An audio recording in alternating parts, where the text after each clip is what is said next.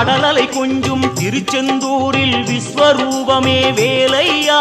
பழமுதி சோலை அறுபடை வீடும் புண்ணிய தரிசனம் முருகையா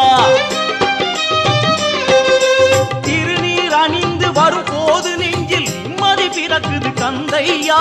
சுகனே சிவனார் மகனே உன்னை பாட பாட சுகமாகுதையா வேல் முருகா அரோகரா அரோகரா வேல்